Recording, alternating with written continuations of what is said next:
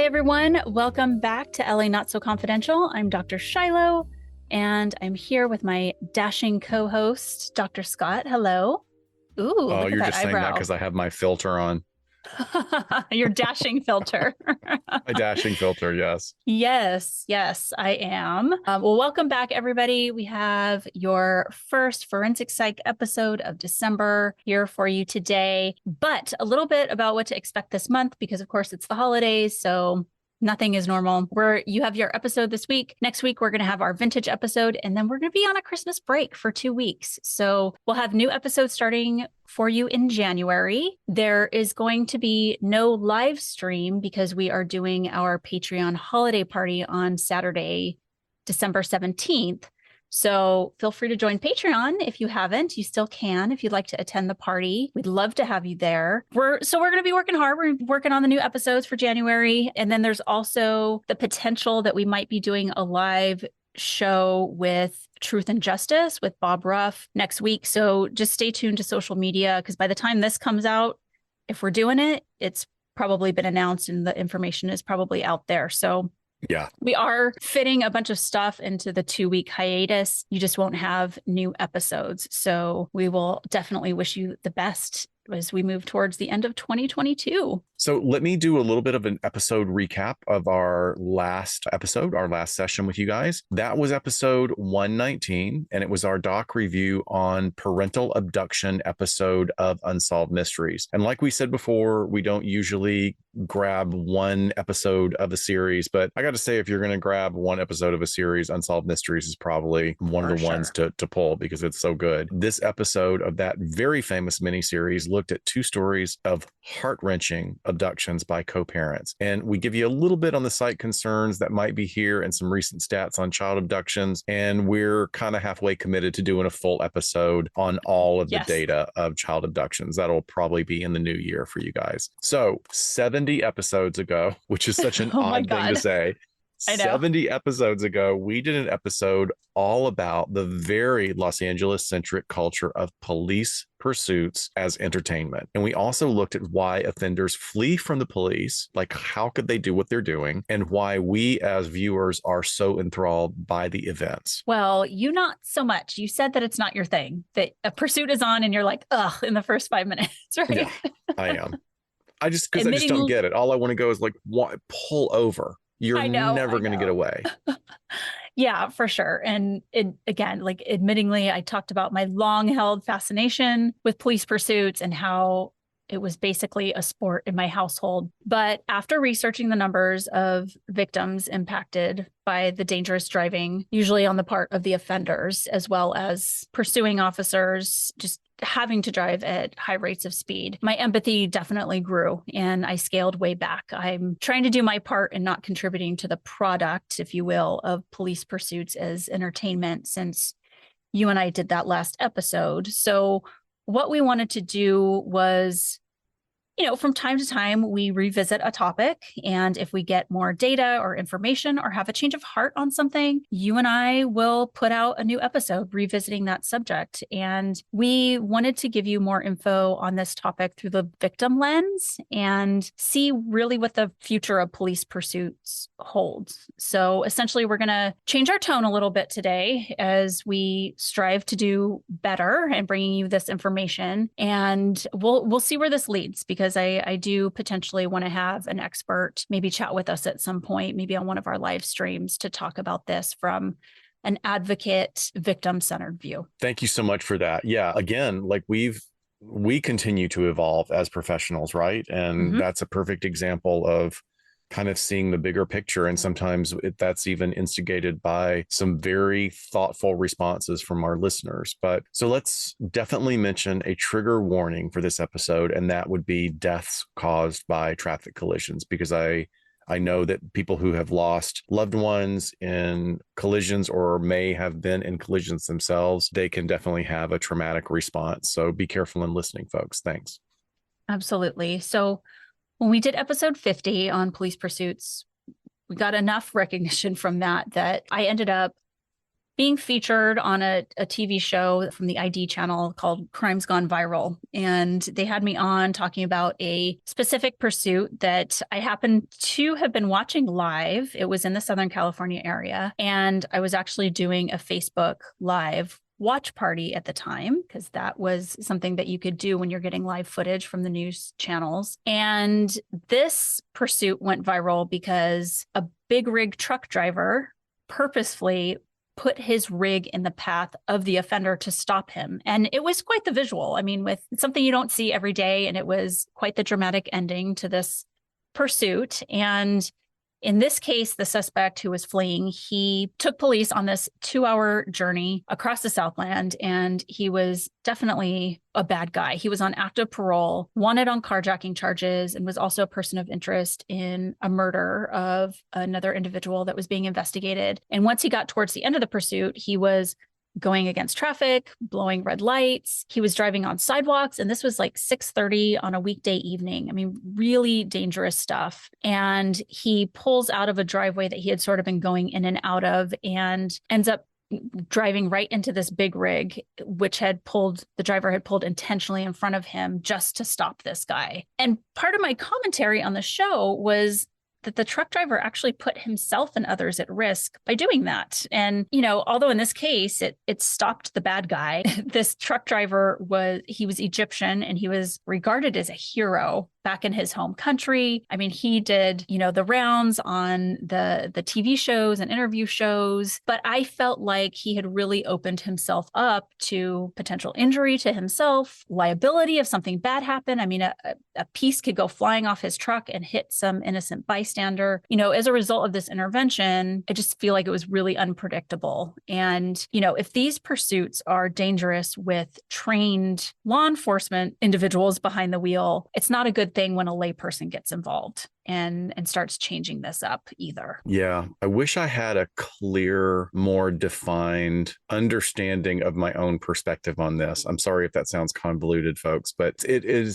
stems from what you're talking about. You're absolutely right. Like, he, as the truck driver driving a very large piece of equipment, stopped something that itself could have been dangerous to people. As that runaway driver gets more and more desperate, he's going to be willing to drive down wrong street roads, to drive erratically, to possibly kill somebody. But then the truck driver runs that risk as well. It's like the philosophy, the trolley car choice, which one do you choose? Oh, yeah. You make a choice as to, is it going to be one person that gets killed, or is it 4 people that get killed? And we don't know, and they say, I mean, like, there's a lot of criticism in police forces for the amount of disengagements that they have, but police many times are in that same boat as well. And sometimes a disengagement is absolutely the right thing to do. Pull back, reevaluate, disengage, intervene to the extent that you can. But I do know there's a controversy about these chases, is that they are saying, we've got drones, we've got helicopters, just follow them. But sure, how much damage can they do on the way of just letting somebody run rampant? So yeah, therein lies, the question. What we'll get into it, but it's like, what we can't predict the future. So for what we do know in the statistics and the research that we have, what is the safest thing to do, especially for people who aren't involved in these? Yeah. So let's revisit some basics in case you didn't catch that episode. And if you haven't, please go back, because our sound was pretty decent by then. Anyway, the definition of a pursuit is an event involving one or more law enforcement officers attempting to apprehend a suspected or actual violator of the law in a motor vehicle while the driver is using evasive tactics such as high-speed driving, driving off a highway, turning suddenly, or driving in a legal manner, but failing to yield to the officer's signal to stop. So, interestingly enough, we like to think that these pursuits go on for hours and hours. I know that would be your choice because it's so entertaining, but most pursuits really only last about 2 to 6 minutes. Yeah, exactly. It's not the norm for them to last 2 hours, even though it might feel like it here, because the other notable thing that we honed in on last time was that this is a distinctly Los Angeles phenomenon. Although I know obviously these take place in other places, but we talked about how this is not only the entertainment capital, which sort of feeds what our news might look like, but also how we're just a freeway city, and you can drive for hours and hours and hours and not ever have to stop until you run out of gas. The freeways are a way of life here. So they are plentiful and prime for setting up sort of this racetrack for pursuits. And then because of all the traffic issues here, this is kind of a cyclical effect with all these factors, but we have helicopters up or on call at least like 24 hours a day covering the freeways. So they are up there already, ready to get the footage and primed to go to beam it into your household. So it's, it's just a very strange thing. And I think being on this other side of it, again, after checking myself and how much I contribute to this and really, really scaling back to look at it through this lens of just what do we know about the research and how can we do better overall? So I think putting forth some research and statistics is a good way to sort of jump this off at this point. I love that. So approximately one person a day is killed due to a person fleeing from the police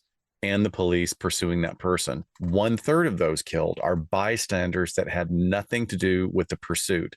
That's exactly what I was talking about. Yep. That's where I get worked up about it. Additionally, one officer dies every 6 to 8 weeks as a result of these pursuits. Yes. And I want to make a correction on myself because I totally misspoke in the last episode. I don't know what I was thinking. I mean, this is basically a core part of my job, but I said that traffic collisions were the leading cause of death of officers. It's not. It is, in fact, suicide, of course. But aside from suicides, of all the different types of things that officers can engage in on the job, traffic collisions are what take their lives above and beyond anything else, being shot, being injured, and then dying from their injuries. Traffic collisions, whether it's a pursuit or not, is definitely the second leading cause of death for police officers, aside from suicide.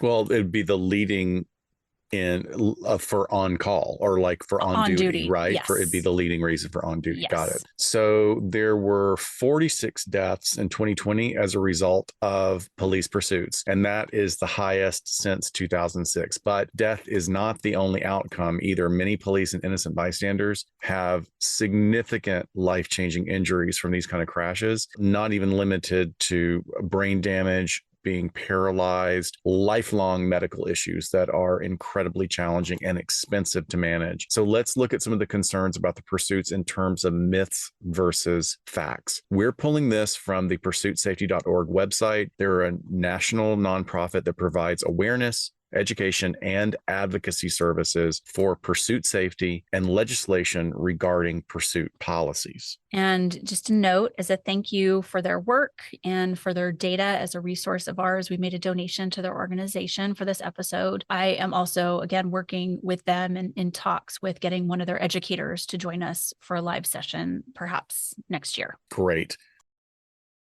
So myth number 1. If officers don't chase, more offenders will flee. Research absolutely does not support this myth. The majority of criminals are caught by good investigative work, not by a chance encounter or a chance pursuit.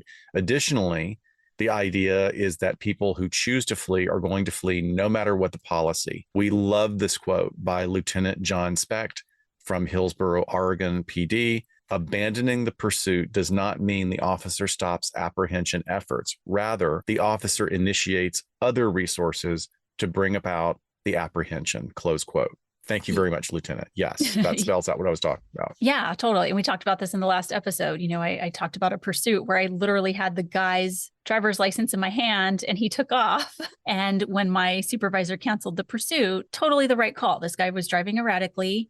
And we knew who he was. So, just do some follow-up investigation and put out a warrant for him. Easy peasy. So myth number 2 is something I think we also mentioned in that episode was sort of this idea that there's a dead body in the trunk.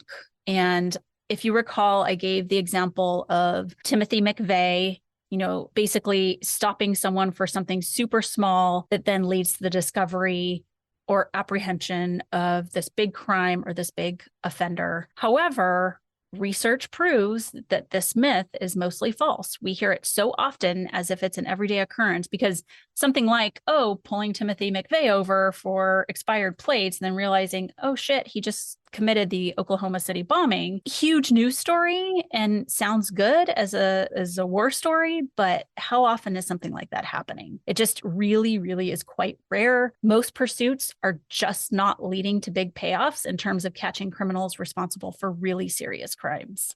Yes. So again, another myth, because research completely debunks this. We're referring to Jeffrey Alpert. He's a professor of criminology at the University of South Carolina. And he says that most are deadbeats making stupid decisions to avoid being caught for not having a license or some offense that would be very minor compared to what happens when they initiate a pursuit. Wow. Now that goes back as far as 2003, but I think that actually is still very accurate. It is. And I'm actually glad that he was brave enough to say it was just a stupid decision. It's really, I mean, I don't know if I'd go so far as to describe, if I was going to be quoted in a professional magazine, I'm not going to call people deadbeats. That's a little bit like making a lot of assumptions about someone and what their motivations are. But I would say that it's impulsive and not well thought out. It's a very stupid decision. Dr. Alpert, he is very blunt and he's very good at what he does. And I've gotten to know him in the last couple of years. So it doesn't surprise me that that's his quote. I mean, I kind of love it. I wish I had the latitude to say something like that, but I don't. A Department of Justice study and Dr. Alpert's book, Police Pursuits, What We Know, report that the unknown driver who flees is rarely a murderer, a rapist, or a child sexual offender. In fact, only about 10% of the drivers who flee are violent felons, and not all of them fall into one of the three categories mentioned. Yeah. Yeah. So we're seeing this sort of lineup for us, that these are sort of BS reasons that people run most of the time. And how do we start to weigh that against this really dangerous situation? Going back to Dr. Alpert, again, I think when we did our episode 50, I was just starting a stint in the training division. And through that is where I got to know him. And I mean, really, he's a national treasure when it comes to research and issues of policing. And he studies the hard stuff that there is to talk about: police pursuits, implicit bias, officer involved shootings. And he is a data guy. And I so appreciate him for that. And he also really appreciates law enforcement and works closely with a lot of top law enforcement leader organizations to sort of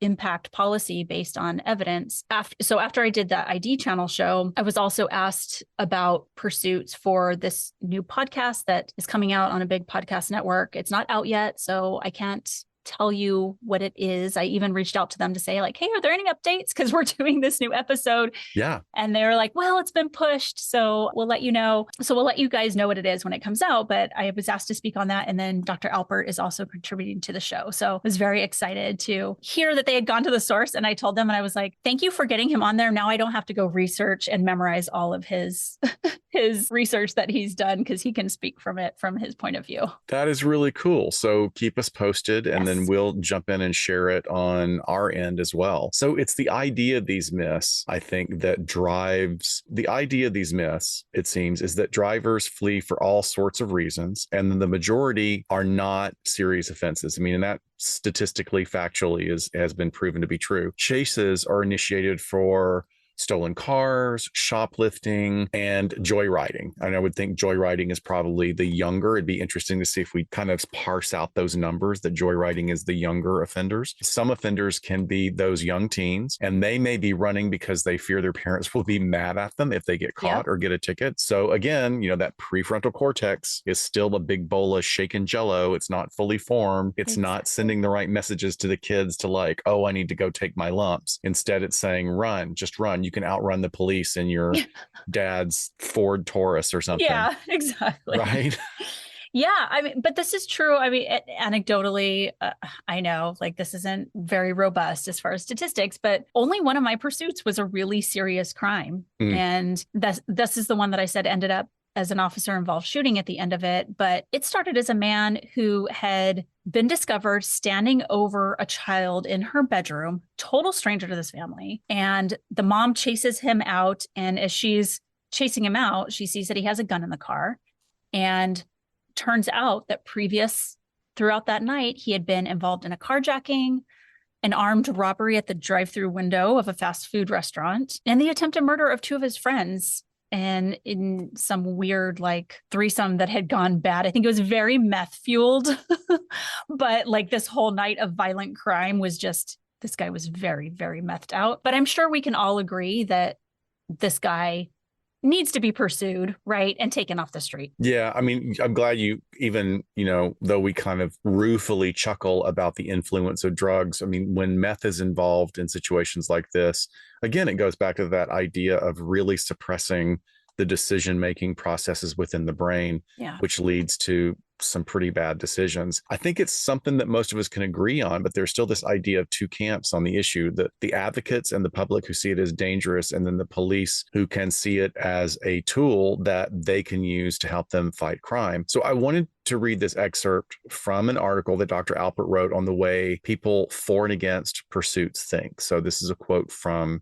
his article. What's particularly interesting about police pursuit debate is how often it is presented as a choice between A, something that is good, and B, something that is bad. At a recent policing conference, an officer passionately argued in favor of not restricting police pursuits because, he stated, letting a bad guy go was dangerous. In his mind, if letting bad guys go is bad, and most agree it is, then pursuing them must be good. Those on the other side of the debate adopt an equally good or bad perspective. If high-speed pursuits put so many innocent people, including police officers, at risk, which is bad, then restricting high-speed pursuits in the context of nonviolent offenses, at least, must be good. Yeah. I really appreciate him. So do I. Parsing that out. Yeah. So do I. I love the way his mind works, because what we're seeing is yet another problem with all or nothing thinking. And that's what he's pointing out, right? It's either good or it's bad. And then this has two sides pitted against each other when we want to be thinking in the gray and thinking creatively. So here's some simple stats for you to consider, I think, as we move in the direction of the gray. As a caveat, though, with some of these statistics, there's no national data on pursuits. Like, there's no requirement for departments to report in certain types of stats to one national database when it comes to pursuits. So some of this is pulled from media reports, and we know how that can be a little bit skewed, but let these sit in for a second, because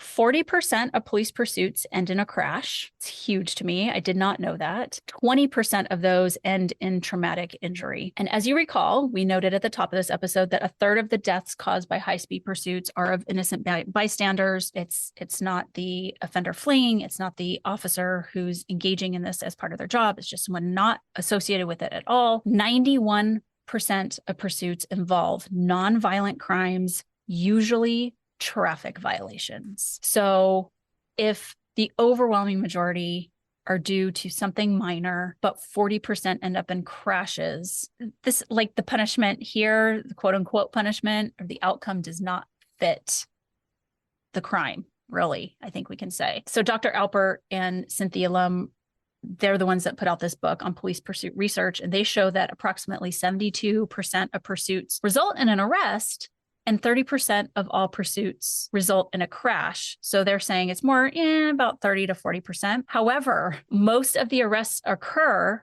when the pursued vehicle crashes.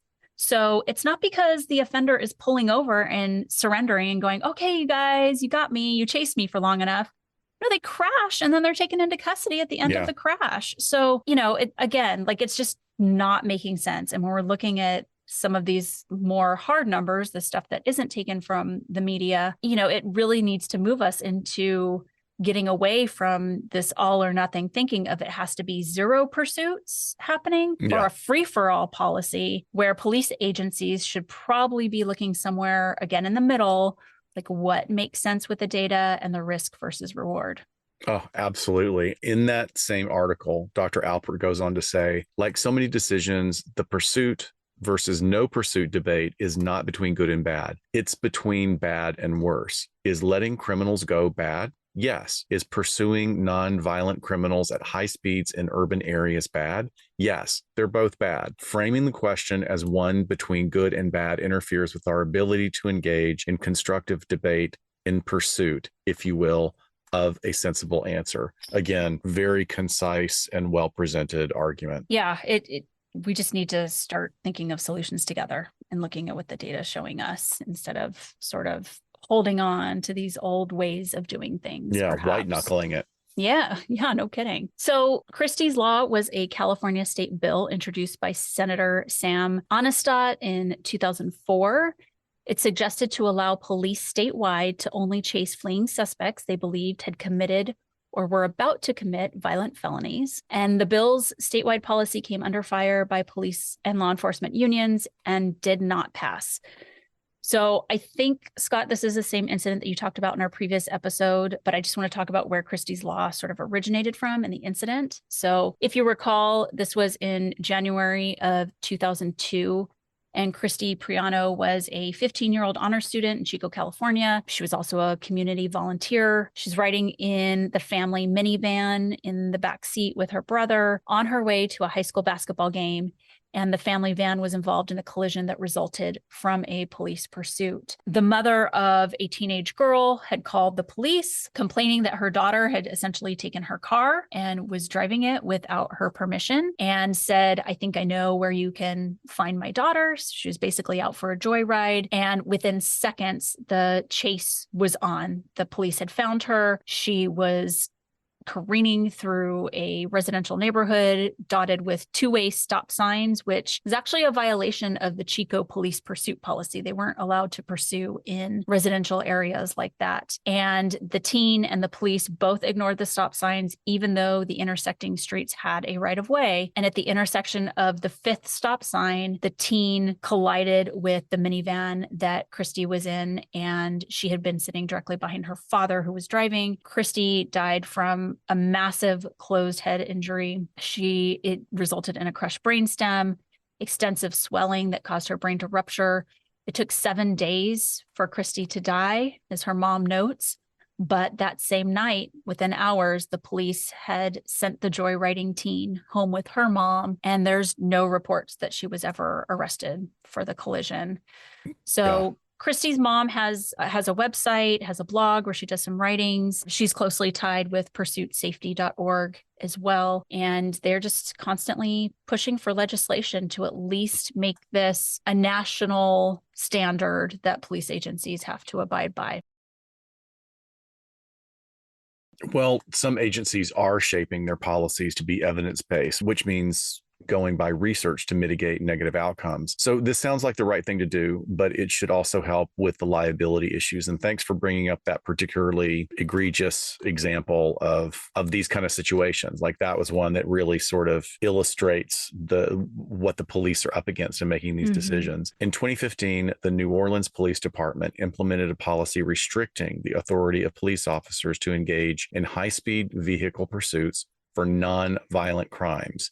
It was highly debated for the time. This was about, 7 years ago? Yeah. In 2020, the Atlanta Police Department chief put forth a no chase policy prohibiting officers from engaging in pursuits. But in 2021, the department rescinded parts of its no chase policy. The 15-page manual states that an officer can engage in a police pursuit when they have direct knowledge that the fleeing suspect has committed or attempted to commit a forcible felony, and that the suspect's escape poses imminent danger. Those forcible felonies include murder, vehicular homicide, armed robbery, carjacking, aggravated assault, kidnapping, escape, and both voluntary and involuntary manslaughter. The officer also has to have a supervisor's approval before they can begin the pursuit, the policy said. Yes. And then earlier this year, the Cincinnati Police Department implemented a new policy limiting police chases to, quote, violent felony offenses only. And then for some big city context, Chicago PD are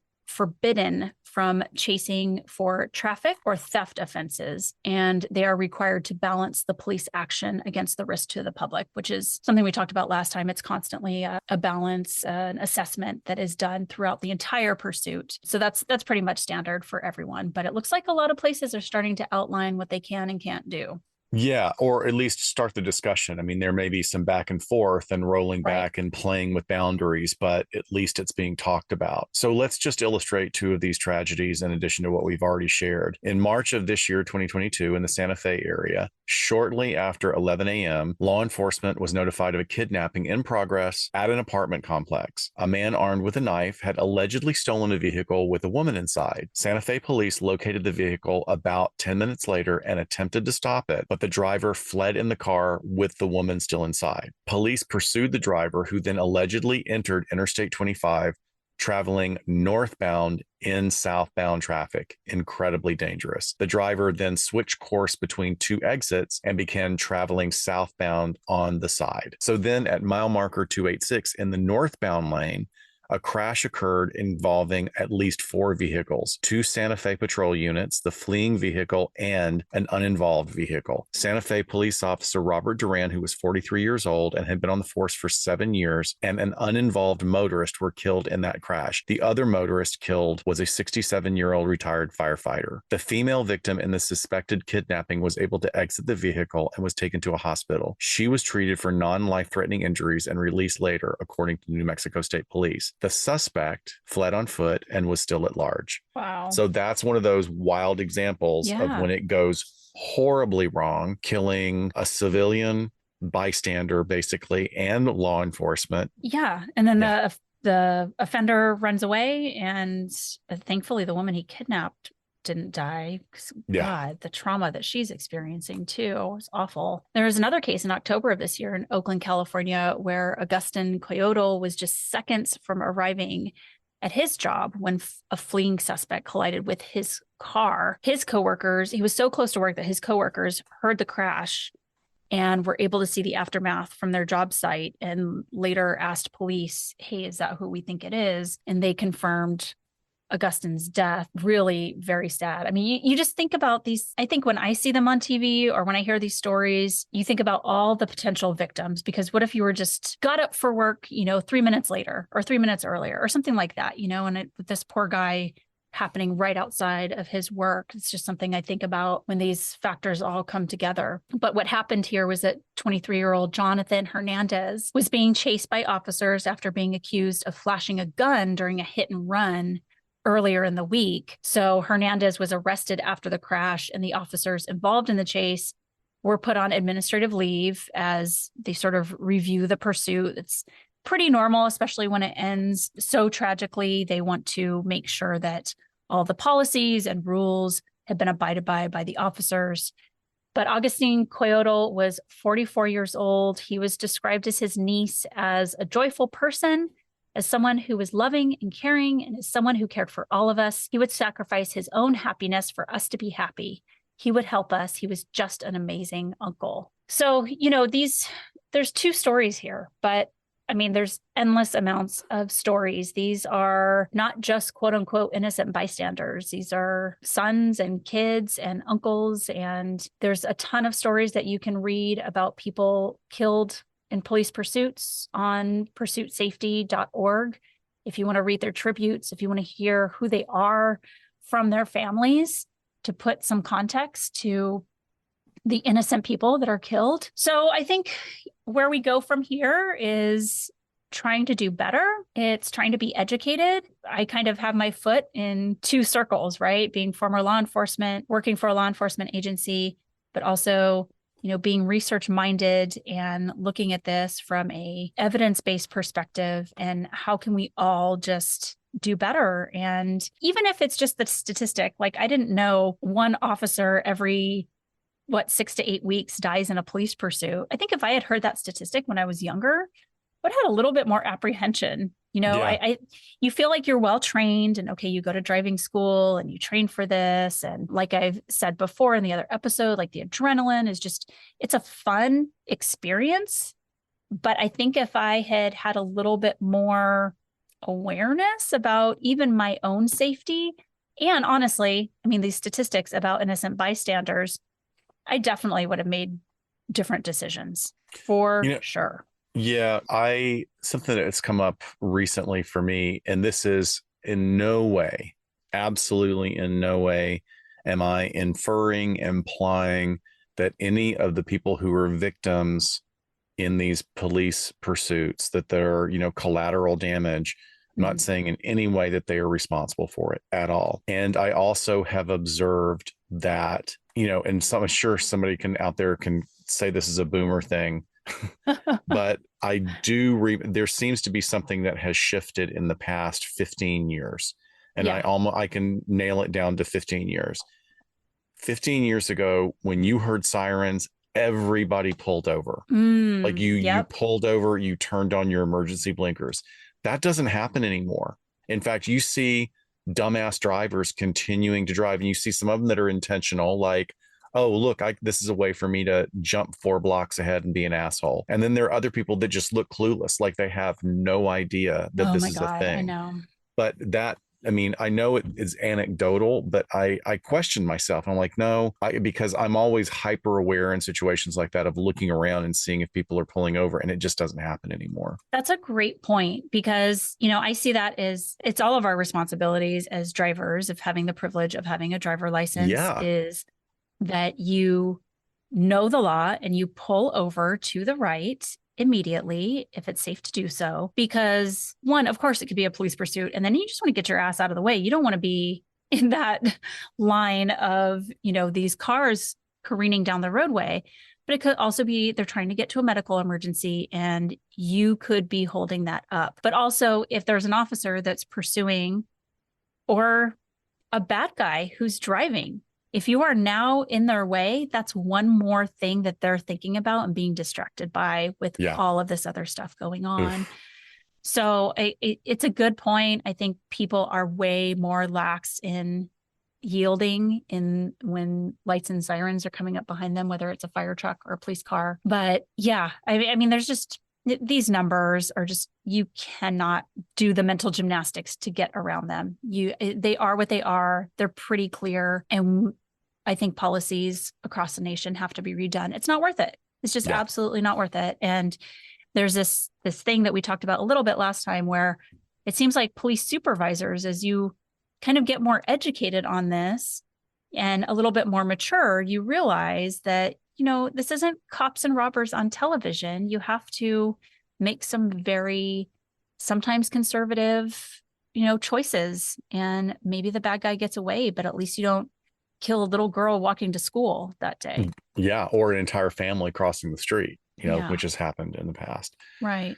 Again, another unexpectedly fascinating episode. Thank you for suggesting that we do a redo or a revisit of this subject, from several seasons ago. And although we don't do seasons, a couple of years ago. Eons ago. Yeah, a couple of eons ago. And like Dr. Shiloh said, we will not be seeing you regularly for a couple of weeks as we take a little bit of time off for the holidays for some big life changes for both of us. Then we'll talk about that later on. Scott's pregnant. No, I'm just kidding. Exactly. Oh, got cramps. But we'll have your vintage episode next week, and then we'll be off for 2 weeks. Yeah, that sounds great. And we will see you next time on LA Not So Confidential. Thanks, guys. Bye. Bye, folks.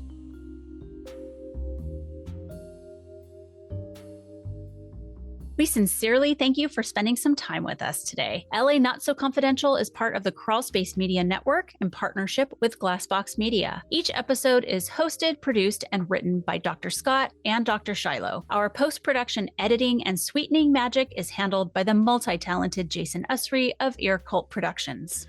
The LA Not So Confidential theme entitled Cool Vibes Film Noir is composed and performed by the talented Kevin MacLeod. He graciously allows us to use his music via a Creative Commons attribution license, and you can check out all of Kevin's amazing work on YouTube. All of the resources for each episode can be found on our website at la-not-so-confidential.com. You can find us on Instagram at LA Not So Podcast, on Twitter at LA Not So Pod, and on Facebook at LA Not So Confidential. Media inquiries and bookings are scheduled at alienistentertainment@gmail.com. Please join us each month on Saturdays at 4 p.m. Pacific Standard Time for a live streaming and very interactive broadcast on YouTube entitled Behind the Couch.